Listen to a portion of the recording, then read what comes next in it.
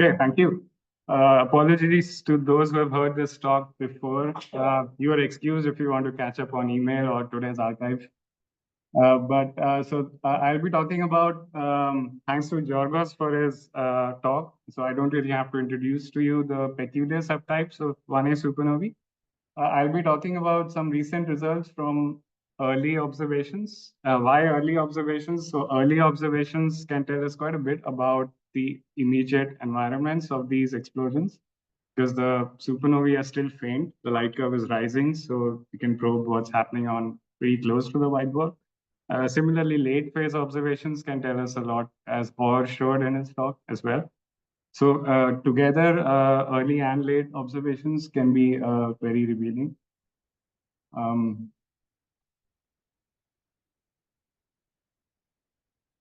okay, so what is an early excess? So this is sort of loosely defined, but you could define it as some excess flux in addition to what you would expect from just radioactive decay, from radioactive nickel, that is. And there have been attempts to come up with a classification scheme for these. So there are different sort of features. So we have seen, for example, these bump-like features in some 91T-like objects. But I'll be mostly talking about these spiky features that we have seen in recent observations of O3FG and O2ES-like objects. And so clearly it tells us that, so it's very short-lived, easy to miss if the survey cadence is not high enough or we didn't discover the object early enough.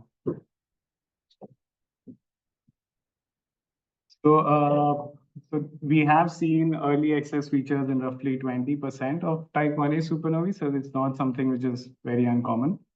There are different physical mechanisms that have been proposed to explain these. So broadly speaking, there's two categories. You have interaction-induced scenarios where you have supernova ejecta interacting with a binary companion which is nearby, or interacting with circumstellar material.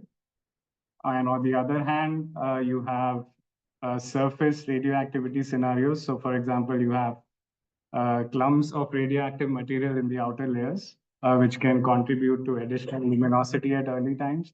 Or you have the double detonation, where you have helium burning, and so you get some excess radioactive material, which are the products of helium burning in the outer layers, which contribute to excess luminosity at early times. And it can be quite difficult to disentangle these different mechanisms, especially if you don't have a lot of color information or high cadence photometry.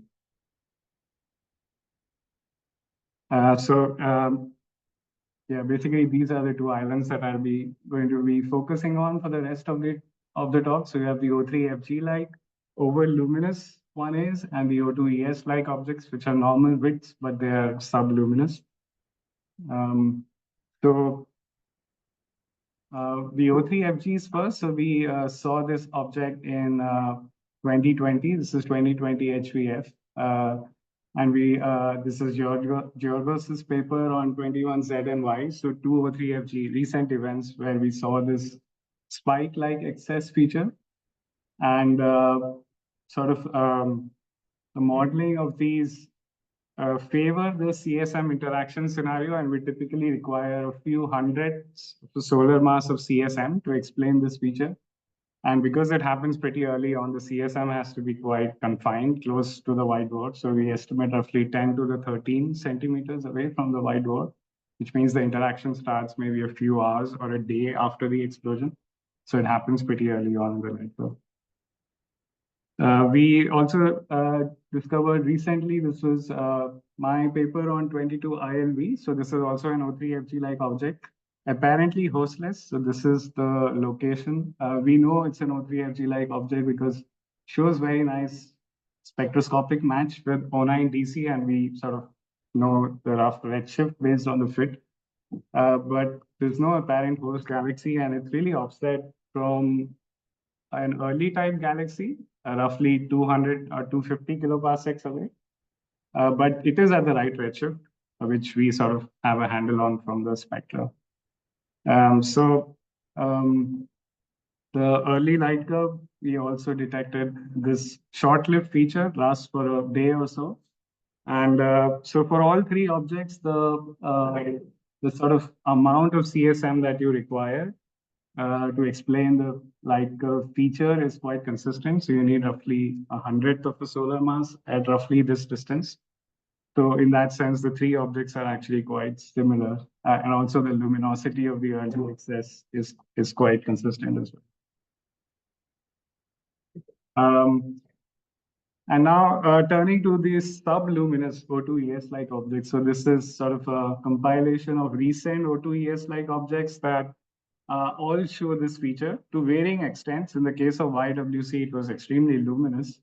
But so it seems that it could be a generic feature in this subclass if we discover them early enough with high cadence observations. It seems that we're going to detect this feature.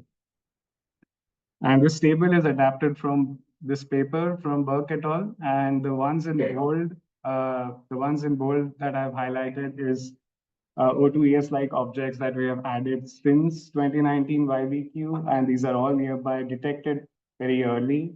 This is the phase at which they were discovered, and they all have this feature. In the case of YWC, the feature was extremely luminous. You can see that it's almost as bright as the main peak. And so we had a lot of trouble explaining this feature with the surface radioactivity mechanism. So the only thing that really worked was CSM. It's true that the CSM model is quite flexible, so it can fit a variety of light curves. But the parameters were not crazy, although we are fitting only two bands. To sort of sensible parameters, so we need something like 0.01 to 0.1 solar mass of CSM. And the white dwarf mass was something like 1.2, but within the uncertainties is consistent with the Chandrasekhar mass explosion.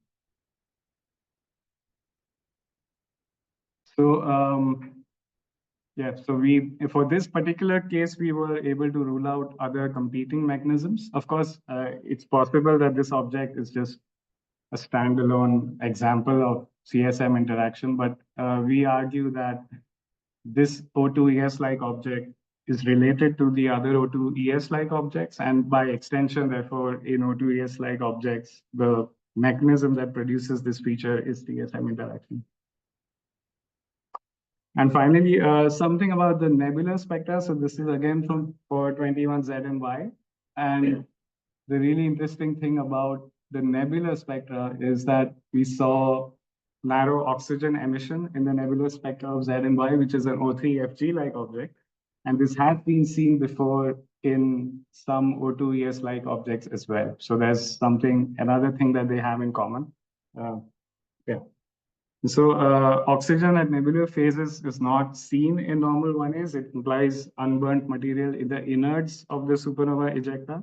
And that's why a violent merger has been invoked to explain O2-ES-like objects. The fact that it's also been seen in at least one O3FG-like event is quite interesting.